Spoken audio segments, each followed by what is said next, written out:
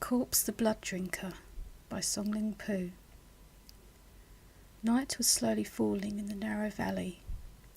On the winding path, cutting the side of the hill, about 20 mules were following each other, bending under their heavy load.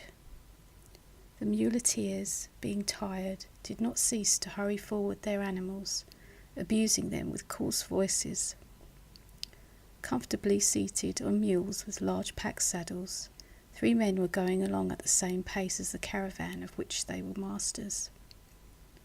Their thick dresses, their fur boots, and their red woolen hoods protected them from the cold wind of the mountain.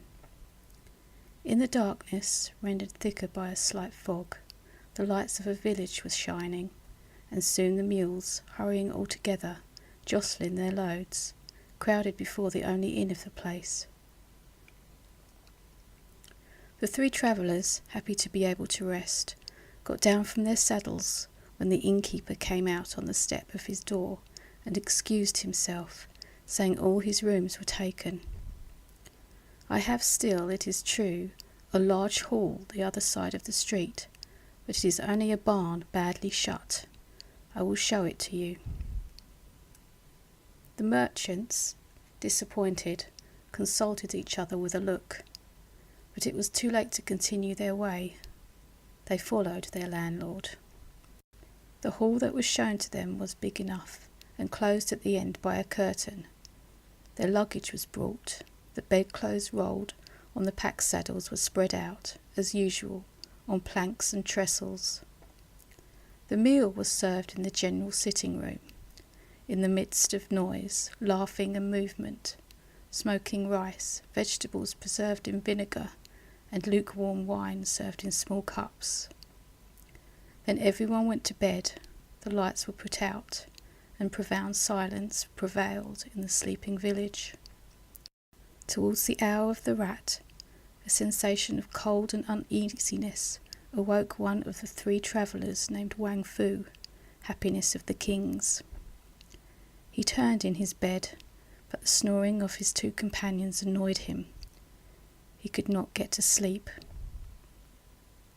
Again, seeing that his rest was finished, he got up, relit the lamp which was out, took a book from his baggage, and stretched himself out again. But if he could not sleep, it was just as impossible to read. In spite of himself, his eyes quitted the columns of letters laid out in lines, and searched into the darkness that the feeble light did not contrive to break through. A growing terror froze him. He would have liked to awaken his companions, but the fear of being made fun of prevented him. By dint of looking, he at last saw a slight movement shake the big curtain which closed the room.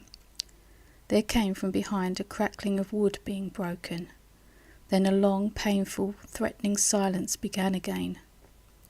The merchant felt his flesh thrill. He was filled with horror, in spite of his efforts to be reasonable. He had put aside his book, and the coverlet drawn up to his nose, he fixed his enlarged eyes on the shadowy corners at the end of the room.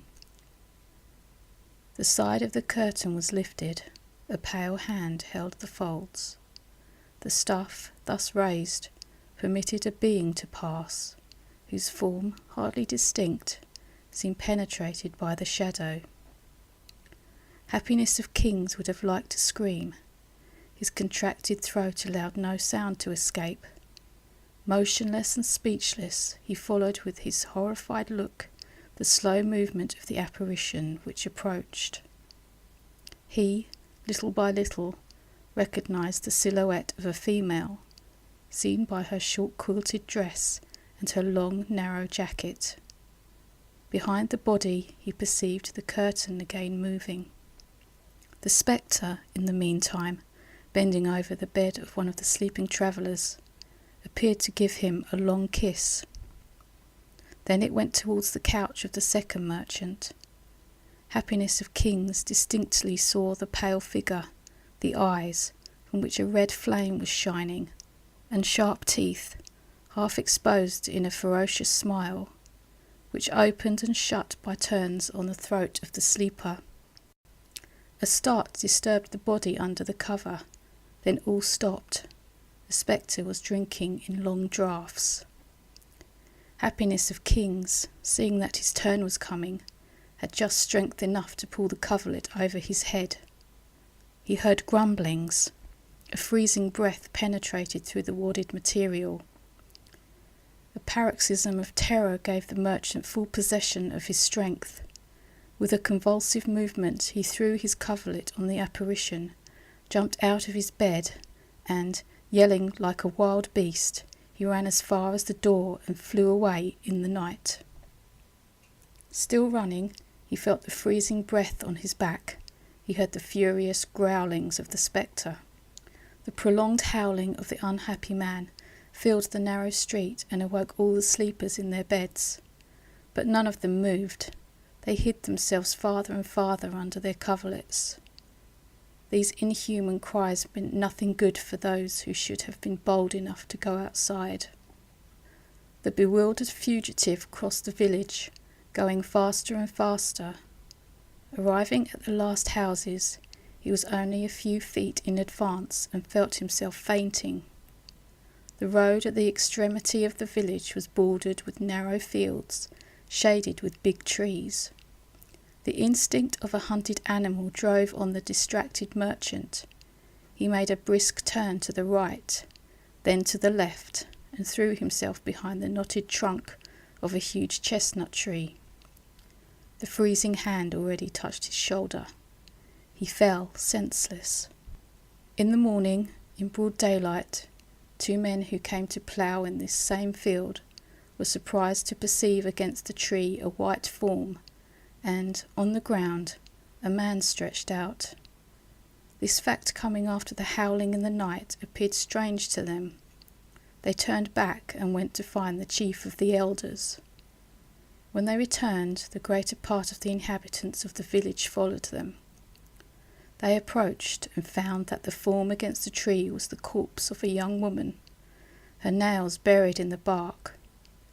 From her mouth a stream of blood had flowed and stained her white silk jacket. A shudder of horror shook the lookers-on. The chief of the elders recognised his daughter, dead for the last 6 months, whose coffin was placed in the barn, waiting for the burial, a favourable day to be fixed by the astrologers. The innkeeper recognised one of his guests in the man stretched out on the ground, whom no care could revive. They returned in haste to find out on what condition the coffin was. The door of the barn was still open. They went in. The coverlet was thrown on the ground near the entrance. On 2 beds the great sun lit up the hollow and greenish aspect of the corpses, whose blood had been emptied. Behind the drawn curtain the coffin was found open. The corpse of the young woman evidently had lost its inferior soul, the vital breath. Like all beings deprived of conscience and reason, her ferocity was eager for blood.